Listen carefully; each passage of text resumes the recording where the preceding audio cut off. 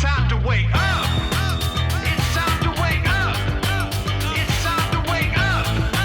It's time to wake up. Hi everyone, thank you for having us. This is the session about urban mobility, the challenges and opportunities for major cities, and I'm very excited to have you all here. Thank you very much for joining me on the big stage.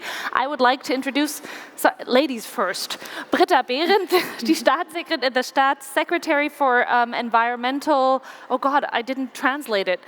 And climate protection. Climate and protection and environment. Yeah, Jesus, sorry, I only had it in German, but I think especially the Berlin crowd knows you here anyway.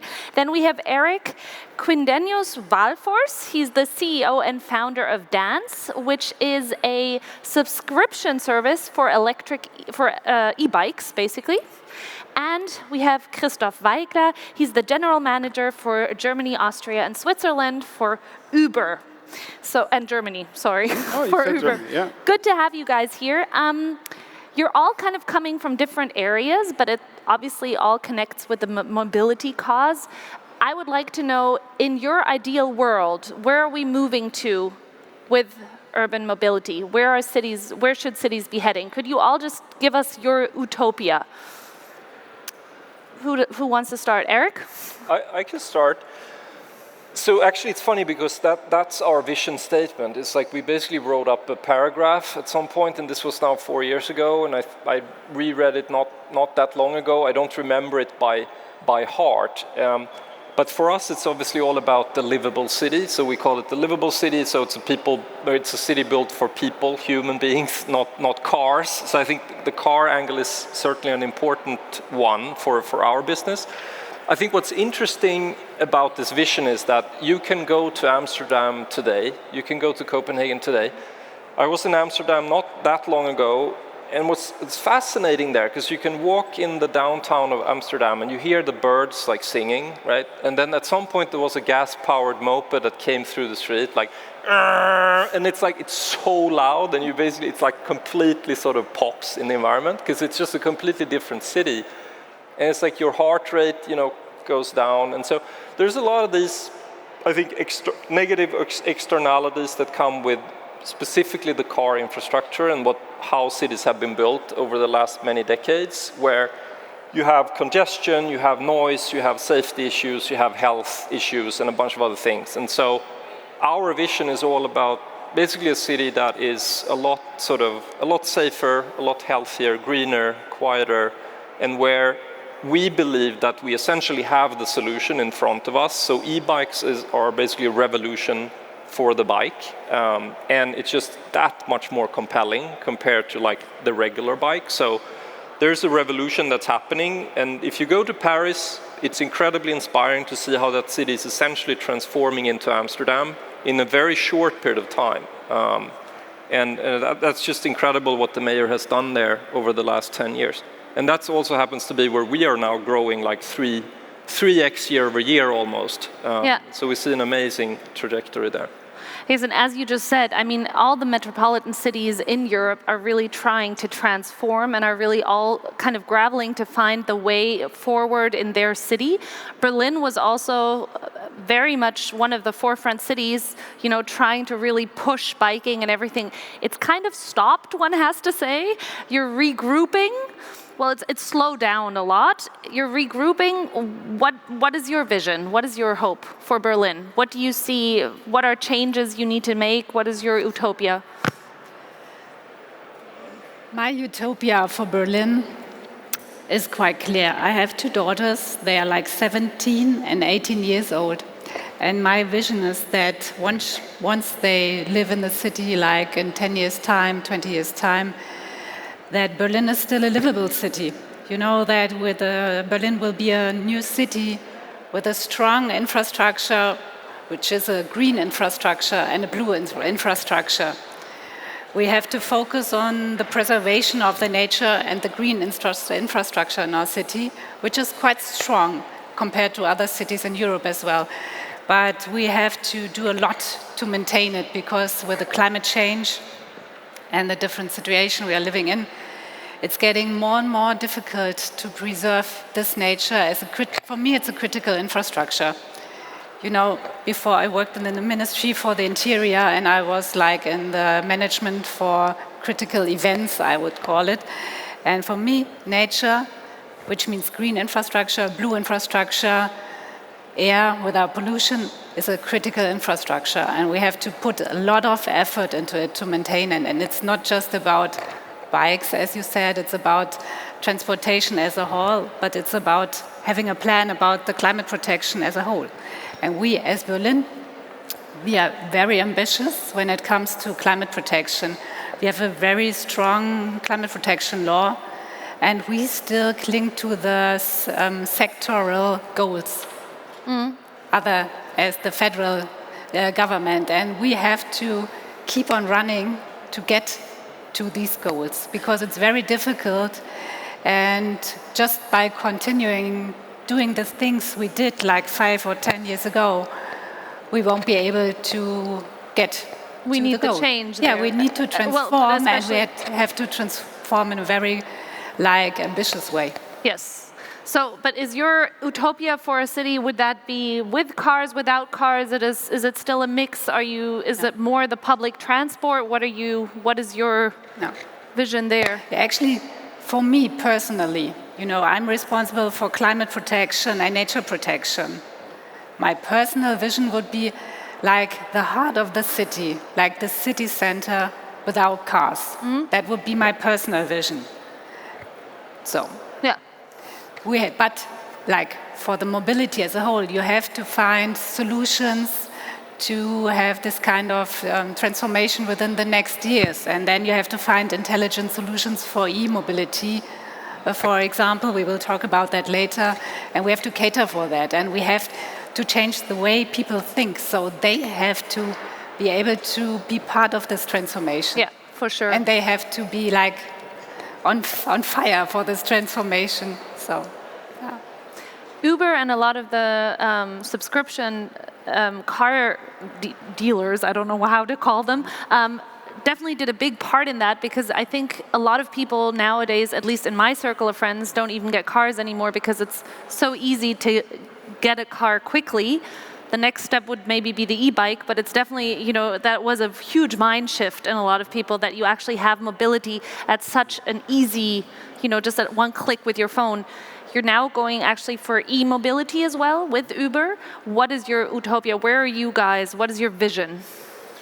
Yeah, I mean, I fully agree with my fellow panelists here that if you started on a white piece of paper, designed the future of cities, you probably wouldn't draw it the way it is today, right? Yeah. And so the vision for us is we want to still keep mobility as something that's obviously super crucial. And I think it's, especially in a city like Berlin, it's important people can get around easily, but congestion is too high, so we need to have less congestion, and the emissions that these, especially cars, but also other diesel-powered buses produce is way too high.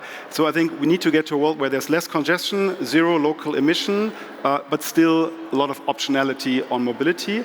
And our vision is that there's 3 things that will enable it. Shared mobility, so to your point, not everybody owning a car, but you share assets as much as possible. Public transit is the ultimate shared mobility. If you enter into a subway in Berlin, you share it with hundreds of people, so this is the North Star. So shared is one. Electric is really important, so no local emissions, which is a huge deal. You talked about health and all these side effects. And the last one, which I think in Germany, nobody really talks about, but if you look into other countries, it's much more top of mind, is also autonomous, right? So how can we use autonomous technology to both make it safer, less crashes, etc., but also more affordable? Think about electric autonomous buses, or we don't have enough bus drivers. There's many reasons for it, but I think this combination of these 3 factors will really allow us to transform the way we move around. And my personal opinion is, I don't think we need, don't need to have a lot of, let's say, forbid people from doing things. I think we just have to create such attractive offers out there that people themselves will decide, I'll choose the electric, I'll choose the sustainable. And that's something we see every day. If you can get an electric car, people will use it, will order it anyways, right? People, especially the younger generation, want sustainable transit or transportation. And so I think the demand is already pulling us in that direction. We just have to offer the right services to them.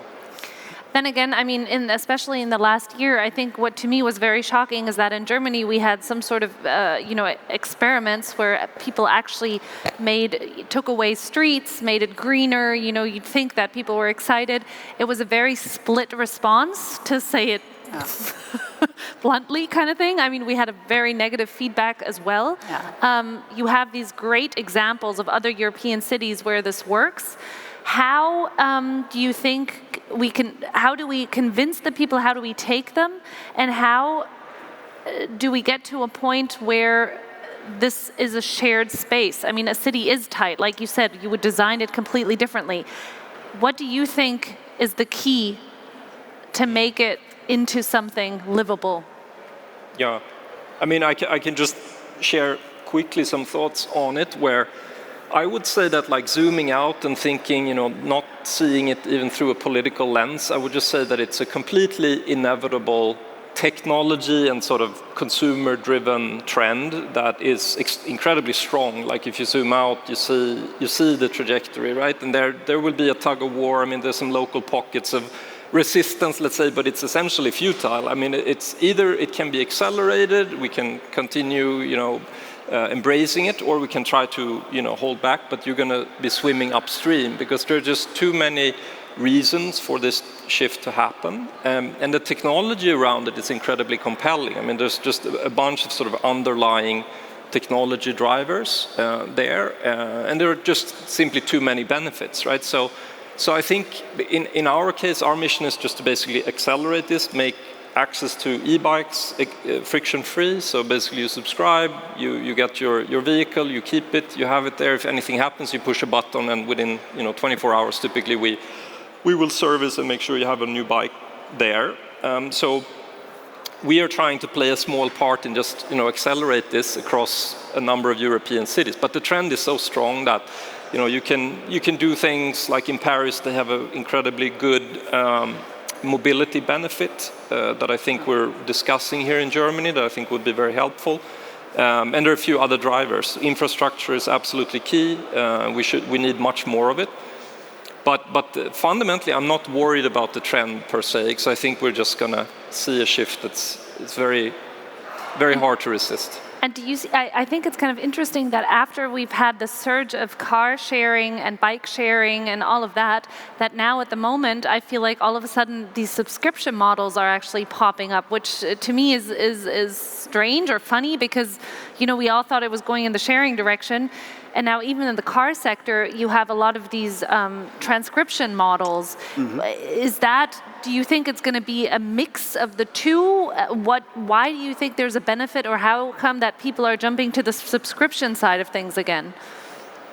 I mean, I think it's different use cases in the end, and I fundamentally believe the more offer is out there, that it's easier to tap into an electric bike, the better. And I think, for example, on our platform, yes, you can order an electric bike in Berlin to go from A to B, but if you live in Berlin, if you're going to use it every day, it probably makes more sense to buy it or to have a subscription like that. I also have an electric cargo bike at home. I bought it because I use it every day to bring the kids to school or back, so it makes sense. But if I travel to, let's say, a business trip to Frankfurt, and it's sunny outside, and I want to take a bike to my next business meeting, it's also vital to have an on-demand offer. So I think it just complements each other really well.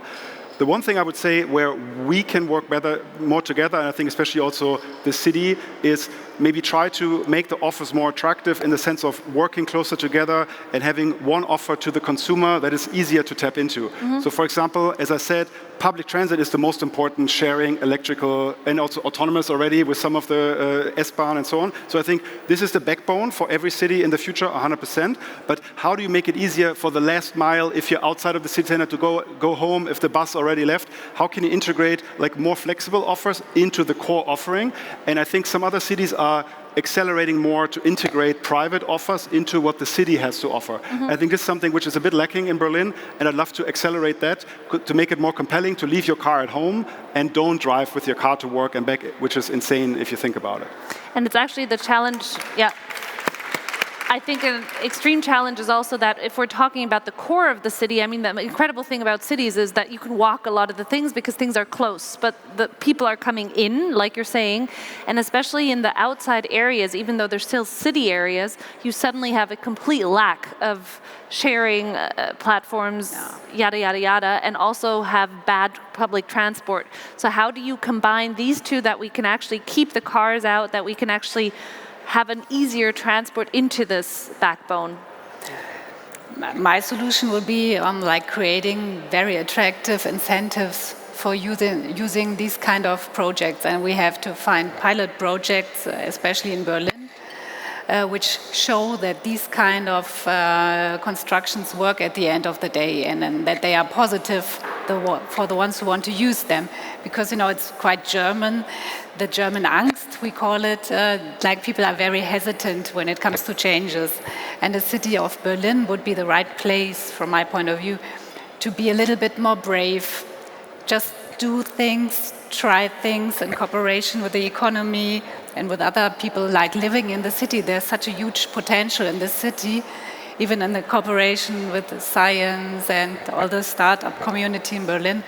So that would be, like, from my point of view, the most important thing. Just do things. If they don't work out at the end of the day, then you change things. I mean, that's the only way transformation works out at the end of the day. I'm from Munich, so my hope is Berlin. So, And maybe just if I might add to that, I think we have actually a pilot project in Falkensee. It's in the outskirts of Berlin, and we have a last mile offering, which, if I'm being honest, I didn't think it would work, but now we have 50,000 people using it, and it's basically, we detect if you are at a train station in Falkensee, for example, and the Uber app will tell you, hey, for the last mile, there's a subsidized, cheaper offering for €6. We guarantee to get you home within like a 2.5 kilometer radius, and this is really what people wanted, right? I think they didn't take the train before because they didn't know how to get home at night, and so we think this kind of integration of public and private is really powerful, and I'm kind of blown away by how many people actually use it. So I think we can just build on that and make it maybe more easily accessible for everyone. yeah, I think that's awesome. That's amazing. How is everything working with dance? You already said, I mean, the trend is going up enormously, and I do think, because especially a lot of people, older generations or people like the heavy loading bikes or something like that, you need electric mobility on them.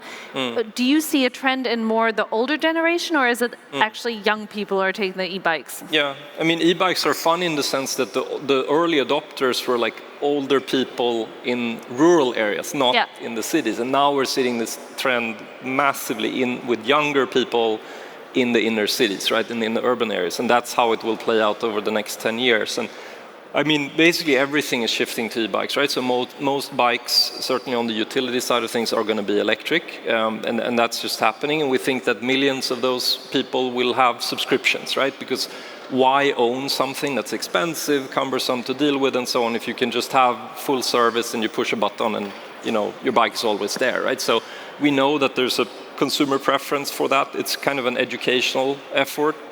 We don't think everything will go to that, but we think a substantial number of people will subscribe to e-bikes. Is there also a thought of extending it to normal bikes? I mean, it sounds crazy, but it actually, like, I think especially in the cities where it's very hard to get repairs, etc., even that would be something. Yeah.